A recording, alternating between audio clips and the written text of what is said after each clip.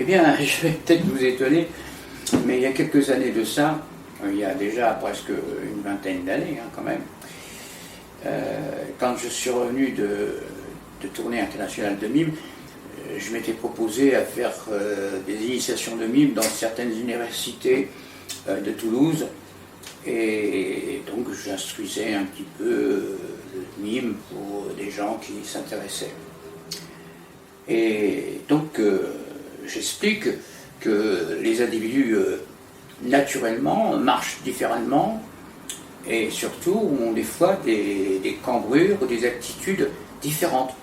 Et donc je commence à développer le sujet et j'explique que selon les origines, on a des postures structurales du corps qui fait qu'on a des postures différentes.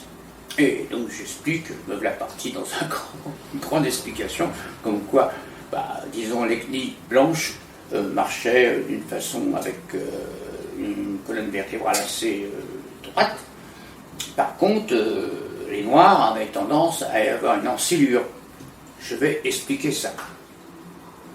Je disais donc que la morphologie des gens était selon les races.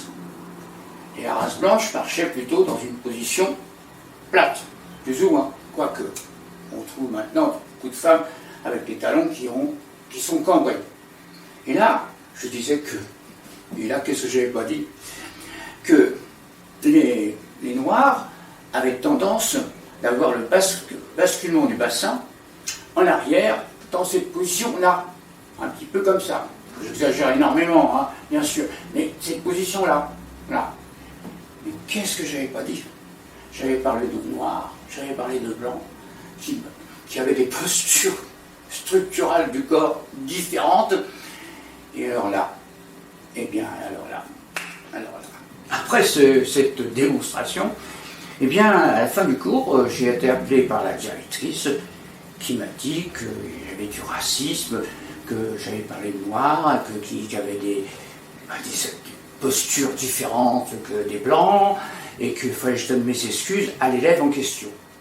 Alors à la fin du cours, il y a une élève noire qui a pris un peu la mouche et qui s'est plainte à la directrice. Donc j'étais appelé avec la directrice en disant voilà, elle me dit, vous comprenez, vous avez parlé de racisme, que les gens étaient différents, de la posture structurale du corps, etc. Et que finalement, vous devez des excuses à cet élève. Alors étonné, très étonné d'ailleurs, j'avais failli en rire parce que ça venait, l'ignorance n'a pas de limite. Donc, je lui dis non, écoutez, j'ai donné une explication, disons, structurale d'un corps, en tenant compte des ethnies différentes, et je ne vois pas s'il y a de racisme là-dedans, et je n'ai pas à m'excuser. Quelques années après, je devais refaire des cours dans cet établissement, et je n'ai pas été prise. Voilà. Donc, j'étais victime de racisme. Et puis maintenant, j'en souris parce que, mais déjà il y a 25 ans, eh bien, les enseignants, donc je faisais partie là plus longtemps que mime, eh bien, faisaient très attention à ce qu'ils devaient dire parce que déjà là, on pouvait être considéré comme raciste. C'est